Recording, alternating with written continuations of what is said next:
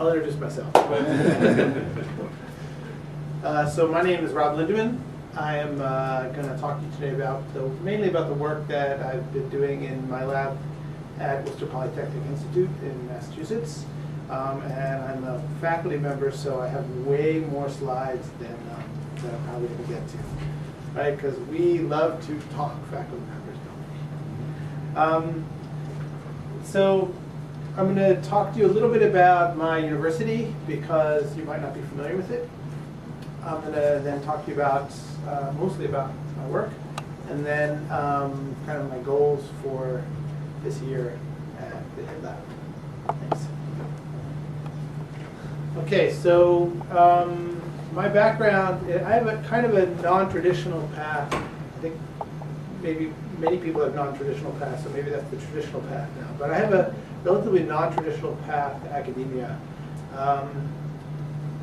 My research interests really focus at the intersection between computer graphics and HCI. So as a PhD student, my advisor was a graphics professor, but I worked very closely with another professor who was an HCI professor because I was really interested in virtual reality. And virtual reality really is computer graphics at 30 frames per second with high interactivity, and you guys know what virtual reality is. It really was, for me, the perfect marriage between, the research area was really this perfect marriage between what the graphics people were doing and what the HCI people were doing. And so currently I'm a game player, so currently I like to play 3D action platformer type games, racing games. I love speed. And then I'm a really big geocacher, so if anybody is interested in geocaching, maybe I'll give another talk at some point in the future about this very addictive treasure hunting, GPS-based treasure hunting game. So how I got here. The traditional part is I did a bachelor's degree in computer science at a university that the computer science department was from the liberal arts college. So I had a fairly non-hardware based, I guess you could say, non-engineering based computer science background, which is a little bit different than an engineering school, which I didn't know at the time, but who knew when you're 18. I then moved to Germany. So after I graduated, I spent my junior year in Europe and traveled around, loved it, and so I said, hey, I'm a computer scientist, I can go work anywhere, right? Most of you have come to New Zealand because of the same thing, right? So you can work anywhere. You might as well go work someplace cool. So I moved to Frankfurt, Germany. I went for the summer, and I said, well, if I find a job, I'll stay, and if not, I'll move back and take a job in the States. I ended up finding a job at a really interesting company. We did factory automation software. So we would go into various kinds of factories in Germany and the rest of Europe and kind of look at the manufacturing process and put in sensors and actuators to monitor the process, whatever they're doing, and then do some controls of it. And I was really in charge of the whole computer interaction part of this as opposed to the assembly line part. And while I was there, I took advantage of the University of Southern California offers master's programs in Germany, mainly for U.S. military people so that they can not have, still have the access to schooling as opposed to being stationed somewhere in the States where you have all these universities around you. And so I took advantage of this program and did a master's degree. When I was an undergrad, I never thought I'd go back to grad school. I was like, I'm so done with school at this point. But then, I kind of did the work thing for 6 years, and for that time, 4 years, decided I wanted to go back to school. Had a series of interesting professors there who really turned me on to academia. So I decided after being in Germany during that time I had to either move back to the States or I was going to stay forever. You get to a point where you just have so much stuff that you got to kind of say, well, I'm here forever, I got to go back. And I decided I really wanted to do virtual reality because it's always been a passion of mine, and so I found a place to do it at George Washington University. I finished there in '99. I then joined the faculty there for 6 years in a non-tenure track slot as an assistant professor. And then my wife was a PhD student at the time, And so when she was done with all of her coursework, we were more mobile to move, and so I applied to other places and got a tenure-track position at WPI. I got tenured last year. Woohoo! Tenure is a really big deal. Anyway, and tenure allows you to take sabbatical, so that is why I came here. And the main thing is I've really been having fun the whole time. Okay, that's kind of the key, is that every decision you make should definitely be based around really getting the most out of whatever it is you're doing. If you're going to be a PhD student, just milk that time, just really enjoy it. So whatever you're doing, you really should take advantage of having a good time.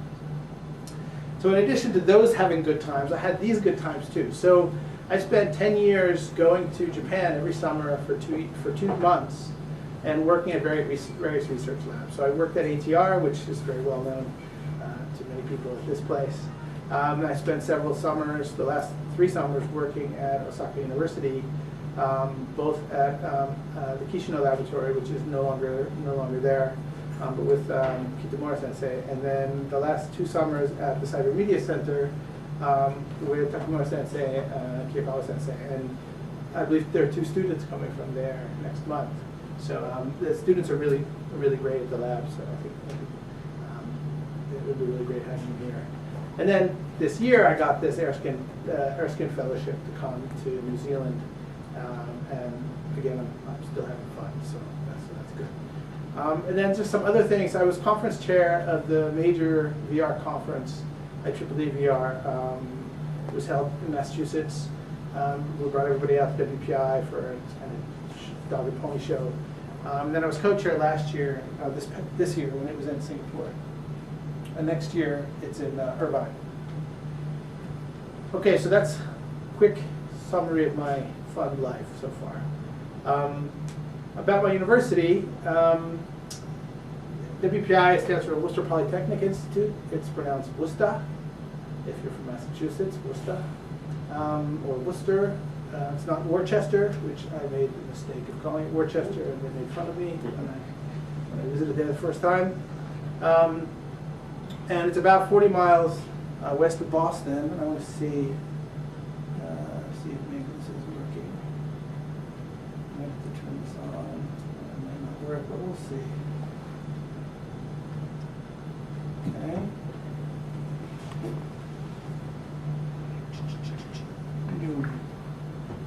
So this place you might recognize. Don't look. So you guys might recognize this place is the HIVE Lab, and we can go hopefully to way over to northeastern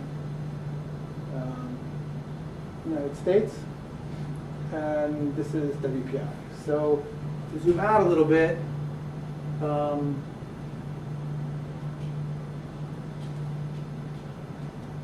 Boston's right here, and Worcester's right here.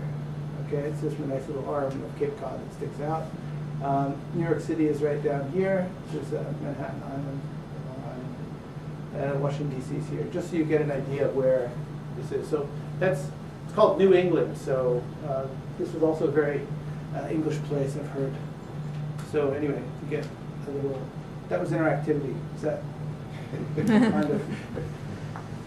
Okay, so it's a long way here. In fact, it's still yesterday there. So the university itself is really a traditional engineering school. It's focused primarily on engineering. All of the humanities and arts are in one department. Okay, so history, languages, everything is in one department because we're really about engineering. It was founded in 1865. We have about 3,500 undergrads, about 1,100 graduate students, about 230 faculty. And it's really founded on this idea of theory and practice. So it's a school where we want the students to really understand the fundamentals of whatever it is they're studying. They need to be able to apply it. So everything we do is about really trying to solve problems. Look at big problems and try and solve real world problems. We call this technical humanism, bless you. So all the students have to become good in what they're doing, but they need to understand the impacts of what they're doing. So what we want is that if somebody's designing a new something, a widget, a bridge, a new kind of concrete or structure, they need to understand the implications that their decisions have on society. So we really have a large focus on trying to make this connection between engineering and the impact it can have, both good and bad, on society. We send more students abroad. We have a very, very well established abroad program. Clearly 60% of our students go away for some portion of time while they're at school. We have relatively few required courses. They still have to take a certain number of courses, but they're free to take them in almost any order they want to. Every course has a required background, but not a prerequisite. So if you have a required background because you've got it somewhere else, you can take an advanced level course. And it's happened on several occasions where I've had a freshman in a junior or senior level course set the curve in the course because they came in ready. And so it's nice because you don't have to sit through all these courses if you don't need them.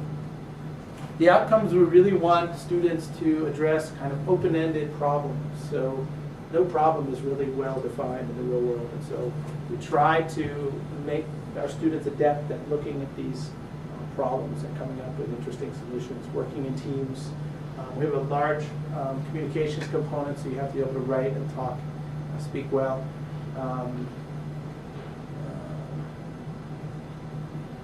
So I mentioned these project centers. So we have these centers around the world, and actually one is opening up, I think, in Wellington, if I'm not mistaken, this year. Students can go usually for 2 to 4 months. They go to one of these project centers and work on typically projects that are based on some local problem that's happening. So students go to Namibia and they work on AIDS awareness programs. So they're not engineering based necessarily, but they're really looking at kind of impact. They go to Thailand and they work on irrigation systems for villages or something like this. In Venice, they work on saving the big libraries there with all the documents that are priceless but difficult to get to, difficult to preserve. And so we have centers in these locations. I'm going to go a little bit quickly through this, but when I joined WPI, I started one in Japan. So in Osaka, we have a project center now where last year I took 7 undergraduate students who worked at the Cyber Media Center there, doing their senior thesis, their senior project. The other thing, the reason I was really hired at WPI is to work on this new program at the time, which is a program on interactive media and game development. This was one of the first 4-year traditional universities programs in the country. So the idea is students come in and they study interactive media and game development in 4 years, and they come out with a Bachelor of Science in that. And we've seen kind of a steady growth in the numbers of students coming in. And the students, game development is all about building the experience, which is a combination of the technical components, design components, and artistic components. And our students can focus in these areas, but they're constantly working together through all 4 years on multiple projects.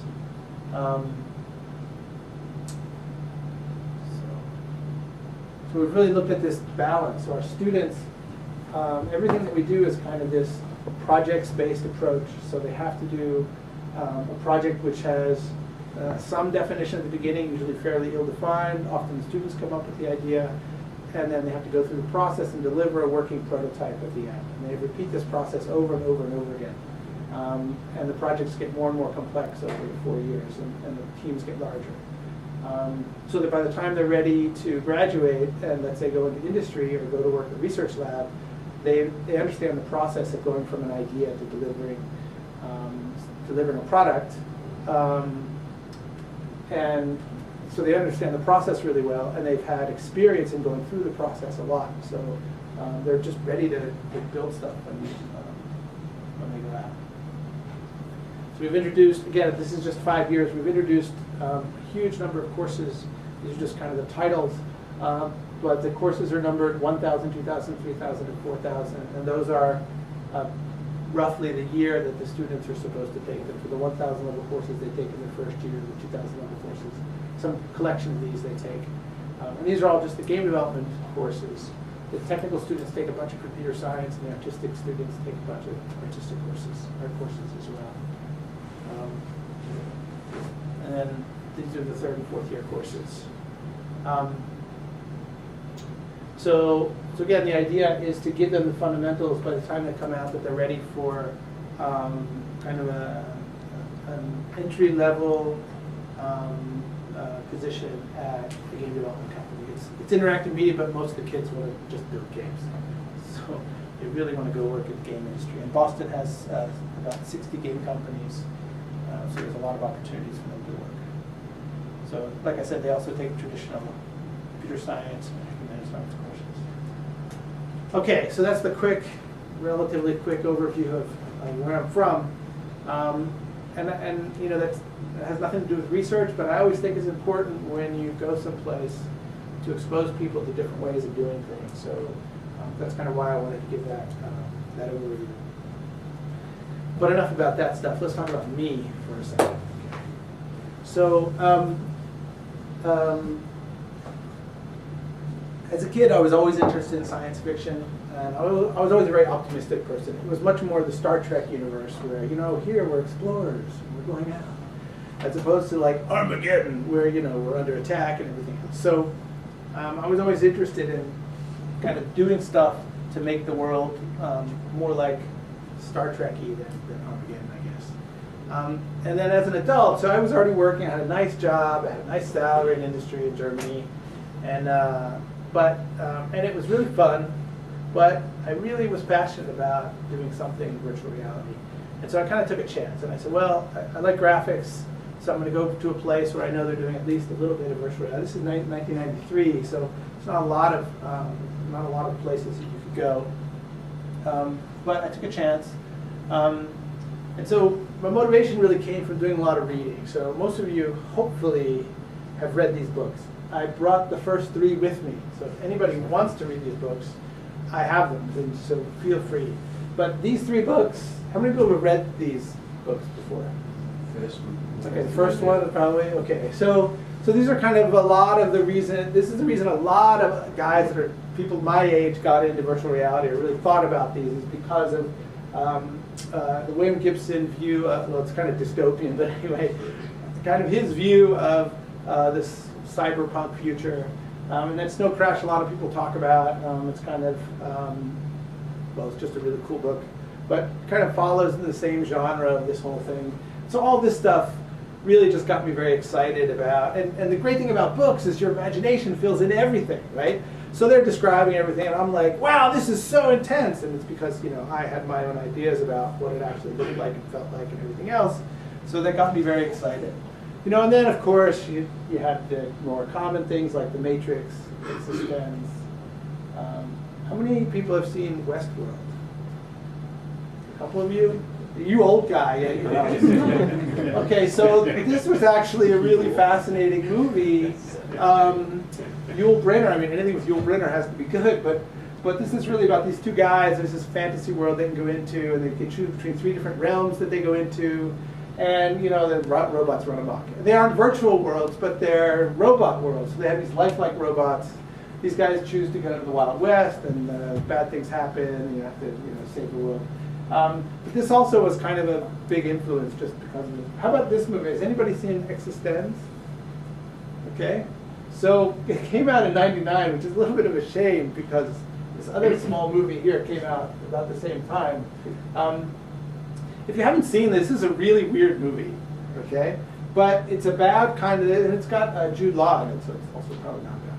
But it's about this game developer who's developed a new type of game console that plugs into the bioport in your back, and all these strange things happen. But again, it's kind of one of those, makes you think about what the future could be like in gaming and so on. So if you haven't gotten this, I don't know, the lab should pick it up because it's just very interesting.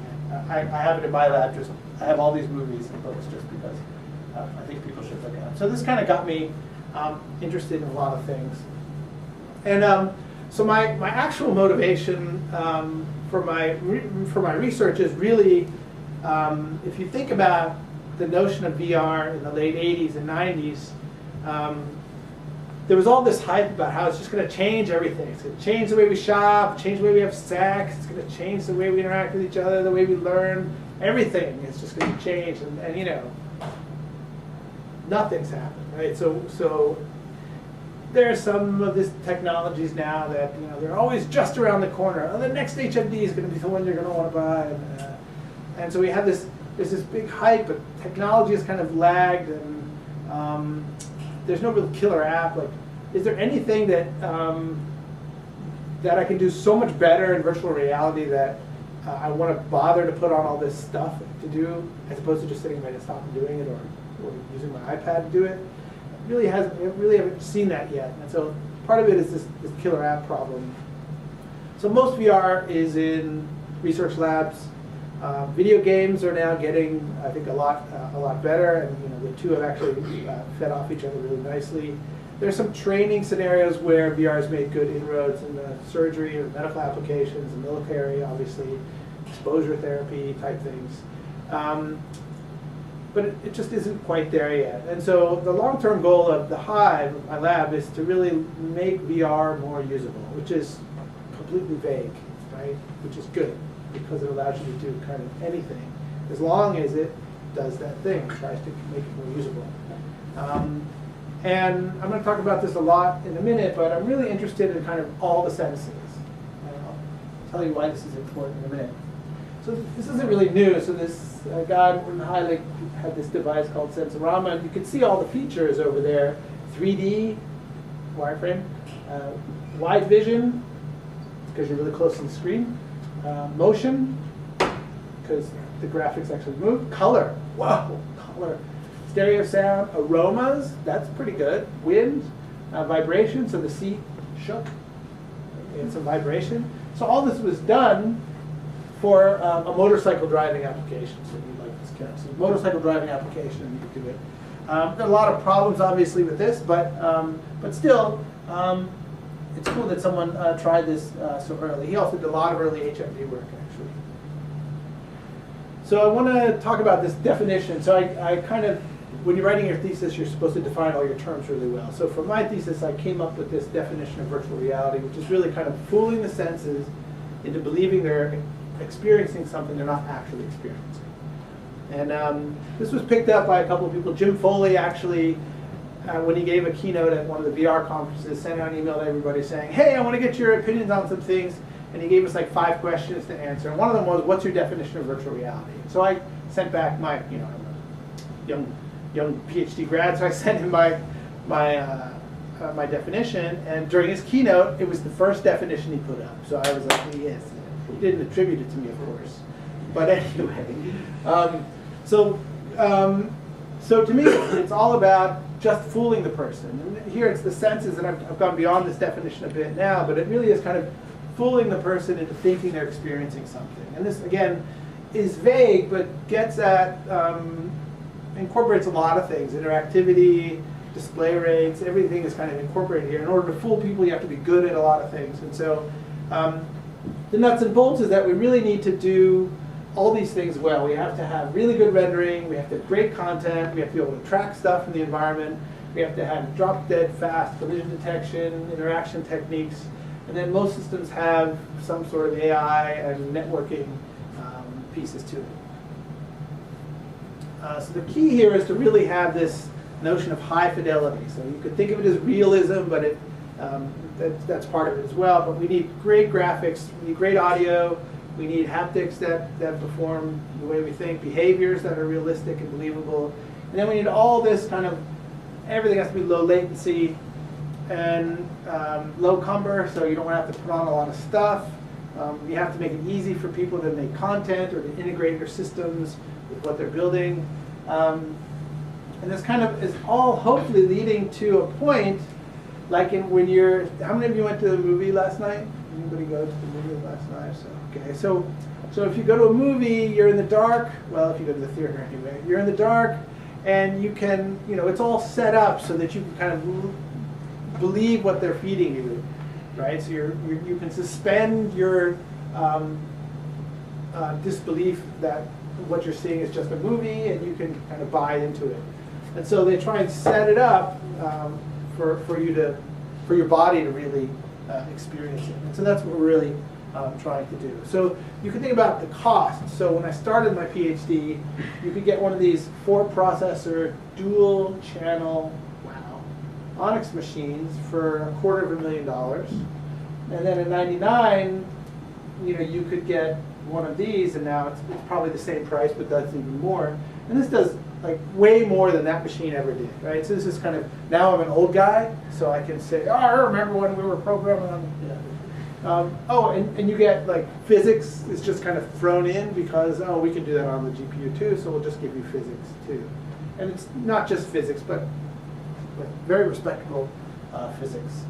Right? And this is a couple of years ago, so now it does even more, and it's the same price. So cost has come down, and that's all because of video games, right? It's all just because the video game market is so big. You have quantity of video cards being sold. It's the only reason to invest all this money in all this new technology is really because of the volume that you have. Okay, so I talked about this notion of multisensory stuff. And these terms multimodal and multisensory get kind of confused a lot. And so I try to be really careful, not always careful, but I try to be really careful to talk about multimodality being more of the input, like I can point and speak at the same time, and multisensory being I want to stimulate multiple of the senses at one time. So I've been trying to preach this a little bit to try and make the papers a little bit clearer in what they're talking about. So from my point of view, we're really focusing on, most laboratories focus on kind of one sense, like that's an audio lab. They're good at doing spatialized audio. Or these guys are really good at ethics. Or this is a haptics lab. And I'm really interested in all of those things, but more importantly, because our bodies are really set up to process everything through multiple channels, I really want to focus on all of these senses. And the danger there is that you never become an expert in any one of them, right? So, oh, I'm a generalist. That may be true, but I'm a usability person. And so as long as I have good enough, whatever, good enough visuals, audio, and so on, it's really about how you combine them that makes the difference. So what I want to do is to really touch on these. So the two big reasons are we have all this bandwidth from all of our senses. If we give everything through visuals, we're completely neglecting all this other bandwidth that we have through other channels. So we could be feeding a much richer experience through these other channels, but we're not. And actually, we're abusing the visual channel in this case. The other thing you do is kind of compensate for the shortcomings of one channel with another. So it could be that you have limited field of view visuals, but if you have spatialized audio, then you can kind of present a richer surround world even with relatively narrow fields of view. It's a really simple example, but this is true across all the modalities. In haptics, for instance, there have been studies that show if you can let somebody pick up a virtual object, let's say this book, this computer here, if they can touch this and pick it up, and they really weren't expecting that, like, wow, look, I can actually touch that and feel it, they'll believe that they could go over and touch that one over there, even though there's no way they could, because you haven't actually provided that interface. They'll actually believe that all the stuff in the room is touchable, as long as the stuff that they can touch is touchable.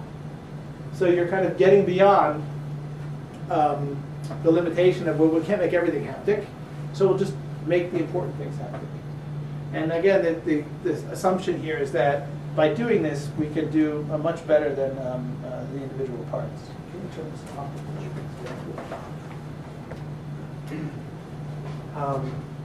So I talked briefly about the senses: see, hear, smell, touch, taste. This order is very important if you're listening to a certain kind of music. But I would claim that we can do visuals very well today. That if you play any AAA video game title that's trying to get realism, it's very good. The acting is very good. The models are very good. Go to movies and watch, what's that movie where the aliens come down and they attack somewhere in South Africa? District 9. Did you see District 9? What do you think about that movie? It's good. It's good? Disturbing? The thing that struck me about that movie is how well the live action and the CG elements fit together. I don't think I've ever seen a movie where they just fit so well together. And to me, it was really indistinguishable. That's the one movie I can point to and say it was just very believable in what they were doing. So audio is also very good today. I think this is true on desktop systems. Smells a little bit hard to do. There's just too many types of receptors. The latest research says that we have about 20,000 types of receptors in the nose. So not just receptors, but types, right? So in visuals, you got RGB, you're done, right? You just mix all those together, you can make it. No, we got like 10 to 20,000 types of receptors in the nose. So that's a really hard problem to look at. Touch is not bad in certain application areas. General touch is still very tough. And taste is really is tough, and delivery is also a problem. Plus, you kind of have to do smell to do touch, so to do taste. So, but it's interesting. I have some ideas for user studies on that. They're interesting. So the first thing that I did in looking at this problem is to try and find a way to do kind of large-scale haptic feedback. So some way of doing, providing the player, the user, with some sense of touch that was under computer control. And so an undergraduate student of mine built this device called the Tactiboard. And the goal here was to have a serial device that could control some large number of off-the-shelf pager motors. So these little DC motors that have a weight that's off-center, so you apply voltage and they spin and shake. Really cheap to buy. It costs like $1.50, $2 or something to buy. And they're really cheap. They're really simple, which is why they're so cheap. They're mass-produced because all cell phones have them, for instance. A bunch of other devices have them. But they're also not that great in terms of how much control you have. All you can do is apply more voltage or apply less voltage. You can't vary the frequency and amplitude independently. But again, you can have some amount of control. So we did this. This allows you to control 16 of these individually, and you have 256 levels of intensity that you can apply to them. And so we took this and we embedded it in several different kinds of garments. So I built this vest called the Tacta vest, and this was for the military. This is actually in a dismounted infantry simulator at the Navy, the Naval Research Labs, and they had this very simple problem, very clear problem. So they had this HMD. The HMD had a certain field of view, and they had their infantry soldiers running around practicing whatever infantry soldiers practice. In this case, building clearing or securing a town or whatever. And they would be running. They had, in this system, they were using a system where you run in place. So these guys had full 80-pound packs on, and they were running, and they were turning, and they would lay down, and they would shoot, and then they would stand up, and they would run some more. And they were just sweating. They're doing this whole thing. But the idea is that they should actually get tired as they're doing the simulation, because when they're actually in the real world, they're going to get tired too. So there's some reason for this. The problem is the HMD has like this field of view. And so as they're running and they go into a room, sometimes they get stuck. And the reason was because the door jamb was against their shoulder, and the game software is doing collision detection, and it's not letting them through the door.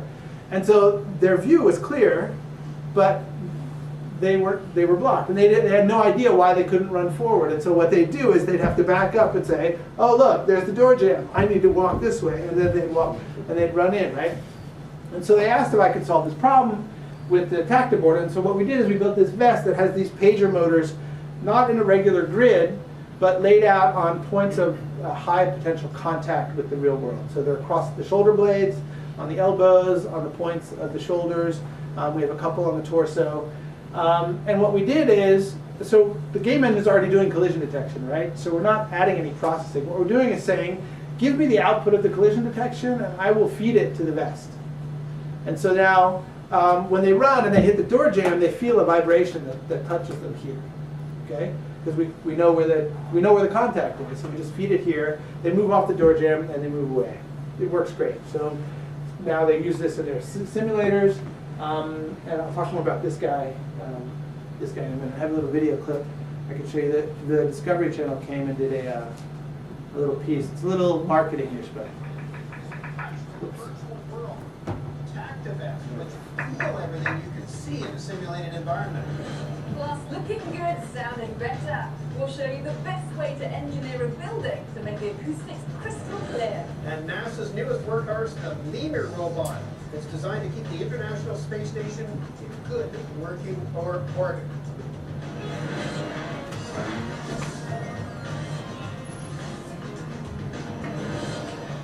Hi, welcome to Daily Planet. I'm Jay Abrams. And I'm Patrick Stowell, also on the show. We'll give you an update on the spacecraft Voyager. It is really at the very edge of our solar system. And back here under Virtual best. As we go about our daily lives, all our senses combine to inform our reality. And on our computers, sight and sound combine to create convincing virtual worlds. Now at WPI, the Worcester Polytechnic Institute, Dr. Robert Lindeman has another piece of the puzzle.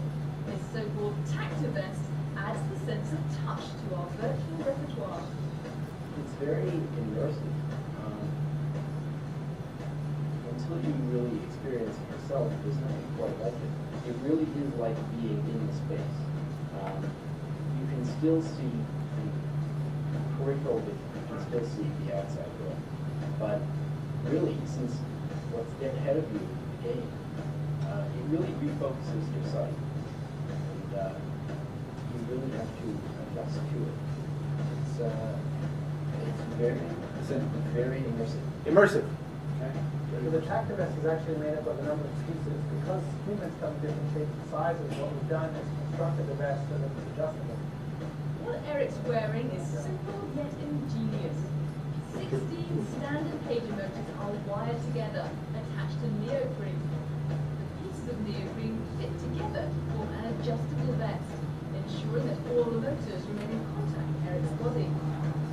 In traditional video games, if you run into something, you might hear a thud. But if you're wearing the tactivest, you'll feel the impact. And if you just brush against a wall, you'll feel that differently. What we'll be able to do is to have Eric be able to interact with the keyboard. And it hooks onto a holster, so he can rest his hand near his side and he can interact with the keyboard. So now what we have is we have vision, we have sound, and we have touch, integrated into one framework. But now Eric's tethered by cables connected to him. Turns out that tethering's not an easy problem to solve. So if you think about this system, he's standing, he's got his, this is kind of a subtle point. He's got his hands at his side. And all the films and things that you see about virtual reality, everybody's got their hands up and they're swiping and they're moving. And you do not want to do that for a long period of time, okay? So one of the things you got to get over is it might not look as cool to be in VR as you think it's going to look. But keeping your hand at your side is a much, much more long-term solution. So what we did is we literally took this left-handed gamer's WASD input device and just mounted it here. So you can just keep your hand at your side. You have WASD controls, which most people know about. So you can move about that way. And then your mouse control that you would normally have is just you look in order. So you basically you look where you want to go and use WASD to move forward and back. Okay, which also leaves your right hand free to hold a weapon, possibly, right? So you can still support a lot of popular gaming experiences using this sort of system. And so this was in 2005, 2006 that this video was shot. And so this was kind of the first pass. You notice the game, the graphics look pretty good. We're using a game engine as opposed to programmer graphics that a lot of VR researchers use. I don't want to work on graphics as much as I want to use the best graphics that I can. And so I'd rather use a really nice game engine that has solved all these graphical problems and has, you know, stencil shadows, everything working in it rather than working on that problem. But what I've done is integrated this. The vest is completely configurable in terms of size of different players. And comes in small, medium, and large, and then all of those are adjustable within their size ranges so that you can adjust it to different shapes. There's this tension between keeping the motors against the body, because if they're not against the body, you don't feel anything. versus restricting movement, which you also don't want to do. So this was a very highly, I mean, I'm a software guy, right? But I had to buy all this neoprene, cut it up, do some prototypes. I did all the sewing myself with Velcro and everything else. For me, it's just an engineering problem, okay? This is a thing I needed to build, and so this is kind of the approach that I try and instill in my students. So in 2007, go back to full screen again, we started building this thing called the Tacticage. The Tacticage is really just a bunch of PVC tubing. It's about a 2-meter diameter ring that the player stands in. And again, this is Anakin's got on the Tactivest and the head-mounted display. It's all coming from the ceiling, so we're trying to get rid of some of the cabling here. And we had a number of goals for this. It gives you about 2 meters, which means if you want to stand with your arm out to fire a weapon, or you want to lay down, you can do that in this space. And since then, we've added a number of interesting peripherals to the cage. We have several motion capture cameras. We actually have an 8-camera motion capture system. So we can do full body motion capture. This is a phase-based system. We've also mounted 16 fans around the player, and now using the exact same interface as the pager motors, instead of controlling the motors, or in addition to controlling these motors on the vest, we're actually controlling the fans as well. So what we can do is give directional wind. And the idea being, we don't see this as an important primary cue, but we're already doing the primary cues really well. So we definitely have visuals and sound done well, because we have stereo visuals and spatialized audio. But I think that where we are in the believability part is to, again, add a little bit more sensation, so that when you're outside and you see the grass blowing, you can actually feel the wind blowing from the same direction that it is in the virtual world. But you don't want to add more stuff to the player, so we put these in the environment. And then, so then what we did is instead of using things mounted on the ceiling, laptops are powerful enough now that you can do all of this on a laptop. And so we've taken this high-end Dell XPS machine and put it on, put a similarly powered laptop in a backpack, and we run the game engine on that. We connect the HMD to it, so we have visuals and sound. The Tactivest talks Bluetooth, so it talks Bluetooth to the laptop. The projection fans talk Bluetooth, so the game engine sends commands out from it to the environment to control the fans. And this year we've added scent dispensers, which I'll talk about a little bit. We have this hip-mounted keyboard for input, and we have a surfboard interface, which we've developed, which I'll show you next. And we have this 8-camera motion capture system. And the Kinect is also, we're using the Kinect too now, in some sense. It wasn't available when we started this whole thing, but we also have some work being done with the Kinect. So the surfboard interface was designed to, again, try and make things simple. You have this WeFit balance board. Do you guys have one of these in the lab, or are they available? They're available, I see. And this is, again, a very simple device. It's about $100, and it has sensors on the feet, and basically just senses your center of gravity. So as you move your center of gravity around, the sensors receive different values, and so you can move forward and back, and you can stand on it either like you would a Segway, or you could stand on it like you would a snowboard or a surfboard. And so what we wanted to do is to look how we could use this interface as a travel technique in virtual reality. I'm going to show the video now. Hopefully it'll just play, right? Okay, so this is a paper that we had a poster we had at the 3DUI symposium. So again, he's in the cage. He's standing on the Wii balance board, and he's calibrating now, so he can. People have different weights and different ways of leaning, and so they do a forward, back, left, right to calibrate. And then he's going to play. The whole notion here is that you're a Silver Surfer in training. And so you need to practice your Silver Surfer skills. And so he's in this is an environment built with the Unity engine. And right now he has to fly around, and there are these targets, these canisters floating in space, and he has to control his pitch and his yaw to fly around and try and grab as many of these canisters as he can. And there's a time, there's a little bit of tutorial, and there's a timer, and he has to fly. And so we had this problem is we want to control, 6-degree freedom movement with this device that only measures your center of gravity. And so oftentimes when you're riding a skateboard or a surfboard or a snowboard, you do this, right? Because you want to get your balance. And so what we did is we put a sensor, a Bluetooth sensor on the arm, and we measure how much you raise your arm to control your speed. So the idea is when you're standing like this, you're not moving, and as you go like this, you can move faster. And so the Wii Balance board doesn't actually move, right? It's what's called an isometric device. So you stand on it and you tilt back and forth. And what we were thinking is it might be better if it actually tilted. And what would be the better interface? A board that tilts or a board that doesn't?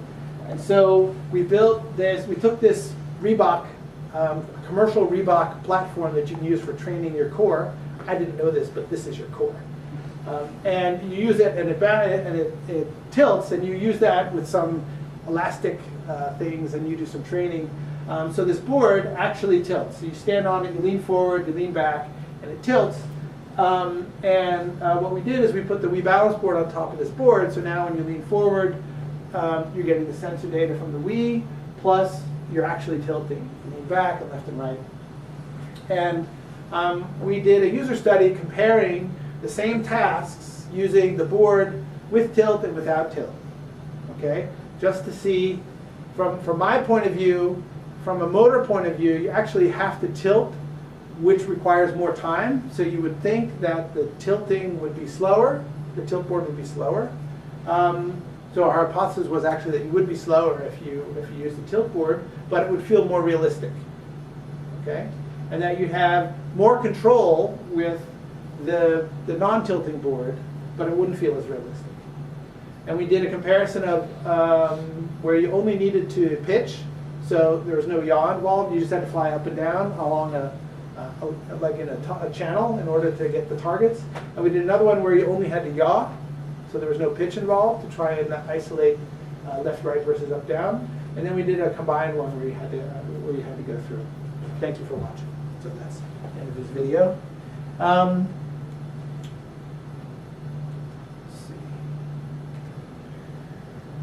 So what did we find? The performance, in other words, the time and the accuracy of both interfaces was the same. So we really didn't see any performance degradation from the fact that we introduced tilt. The really interesting thing is how many times people got sick using the Wii Balance board as in its standard mode, which is non-tilting mode. So you think about that, this was completely unexpected. We asked about nausea because you're supposed to, as a VR researcher, ask this in your questionnaires. But it was really amazing how many people had to just stop the experiment because they got sick. And not one person got sick on the tilt board. So if you think about this for a second, it makes perfect sense in hindsight because you have this disconnect between what the body is expecting to feel and what the body actually feels. The virtual board is tilting down, but the real board is not tilting at all, right? So just like lag in head movements in tracking induces nausea, this also induced nausea because of this disconnect between what the brain was expecting and what the body was actually feeling. So this in itself, Nintendo got wrong, basically. But the Nintendo one is much simpler, and they sold a lot of them, so it doesn't matter. But and they don't actually use them for immersive type interactions as we do. So that was an interesting result for us. Okay, got a little bit more, and I'll just cut out the whole second part of the talk and give it another time. So I want to talk a little bit about the olfactory display. This is relatively recent, and I don't have any video for it. Video doesn't really do it justice anyway, because you got to really spell it to understand what's to get the full effect. But our approach, like a lot of what we do, is to not try and build complex things, but to use as much off-the-shelf technology as we can. And so I had a student a master's student, she was really looking for a topic, and I suggested this topic, and she said, oh, that sounds really cool. I'm like, yeah, nobody's working on it, so it would be a good thing for you to work on. So we looked at different approaches to this, and smell research can be divided in two separate subfields. One of them is generating the smell, and the other one is delivering the smell. So combining chemicals in order to is one part of the problem. And then the other part is delivering that strawberry smell to the person. Okay? So we're only looking at that second part. How do we deliver the smell? So we assume that the smell's already been created somehow. And so we found these USB sticks that you can plug into your computer, and they make your office smell good, arguably. And all they do is you put little essential oils, like vanilla smell or roses or something, and you plug it in, and they puff. And then 10 seconds later, they puff again. And it's just a heating element that heats up the oils, and there's a little vial you put in, and it makes your office smell good.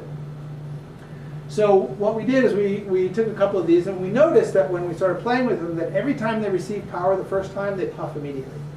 So I said, okay, so the way we're going to control whether they smell or not is by turning off the power and then turning it on again. So we found this USB hub that somebody had written a Linux driver for that allows you to individually control the power to each of the ports. And we plugged different scents into the different ports, and voila, we have multi-scent display of some kind. Okay? And we wrote a server around it, so you can just send a command over a socket or a serial port, and it will take the command, and it will display a given scent from a given direction. Now, what we did is we took them and we mounted these hubs on the backs of the fans in the tacky cage. So we just put different hubs and different fans, different smells and different hubs, and now we can control which scent you smell, from which direction it came from, when it started, how intense it was by puffing more, and the duration by just turning it off at some point. Okay? And again, we don't see this as a primary cue, but we see this as smell is actually a very powerful secondary cue. Okay, last topic. I have a PhD student who is really interested in multimodal and multisensorial interfaces, and he got interested in robotics as well. And so what he's doing is actually developing a multisensory system for controlling teleoperated robots. And you say, well, this is not virtual reality. Why are you working on this? Well, you can just think of the remote robot as a remote avatar. You have limited sensory stuff coming back like you would. You have limited control input. The only difference is there's something real on the other end, and there's delay typically involved. So the idea here is, if you look at traditional displays for traditional displays, this is kind of the most advanced HRI, or human-robot interaction, teleoperated display. So what they've done is you have this virtual robot, and you have the walls represented from the LiDAR or from the data, the range detectors on the physical robot. And these are the data is displayed here kind of in an merged view. You have some wayfinding and some other obstacles. You have a map that's being displayed, and the map's being created. And all of this, and then you have a bunch of controls along the edges. And these are very similar to each other. They're just slightly different configurations and amounts of data and how it's displayed. And so this was kind of the state of the art, but the thing is, everything is visual in these types of displays. And again, that's my biggest pet peeve, is that we need to be using other things. And so this is a very applied field. There's no real standards guidelines for what an interface should look like, though these are being used whenever there's a building collapse or a terrorist attack. These are sent in, and these robots are sent in, and the teams are expected, drones are flying as we speak. So all these things are being controlled, and so what we want to do is to try and make these interfaces as best as we can to try and make the situation awareness, which is the operator feeling like they understand the situation that the robot is currently in as good as possible. And we want to look at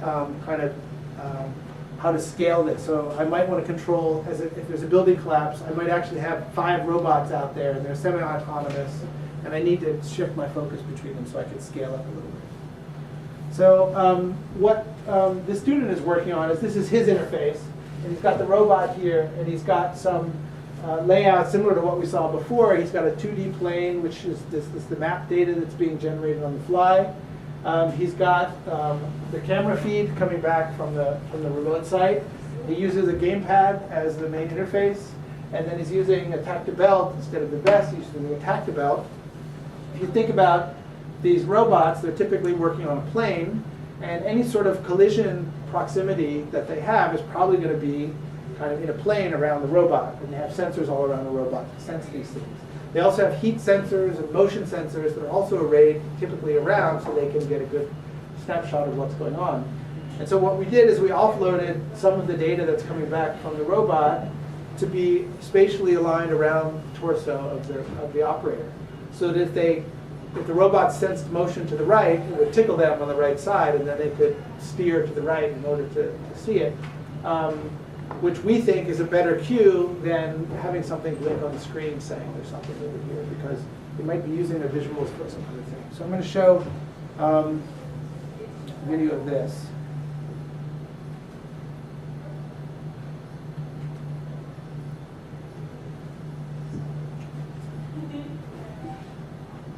So again, this was presented as a paper at 3DUI last year in Singapore.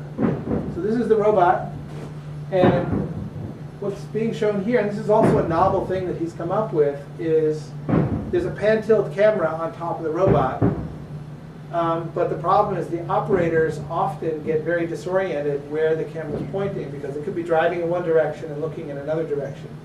And so what he did is he said, well, instead of always displaying the camera output at a fixed location in front of the operator, I'm going to put it on a movable panel so that it kind of represents how the camera is facing with regard to how the robot, the orientation of the robot. So you can see that these proximity, this was an earlier study he did to look at how visual proximity indicators work in concert or in place of vibrotactile proximity. So you see currently it's close to this one. As he drives through this, he feels stuff that this cone is coming up on the left, the wall is over here. The goal is to find these red balls that are embedded somewhere in this. This was the training session. And then the experiment room looks more realistic in what, so again, he's using a game engine here, and he's got to go into this building where there's a bunch of debris, there's been a building collapse, he's got to navigate through. It's a very cluttered environment. And what they're measuring is how many spheres they find, how long it takes them to go through, how many collision events happen, these sorts of measures. And then at the end, they actually have them make a sketch map of the environment and to make it as detailed as they can, and kind of evaluate how much, based on the quality of the sketch maps, how good the situation awareness was for the layout of the room.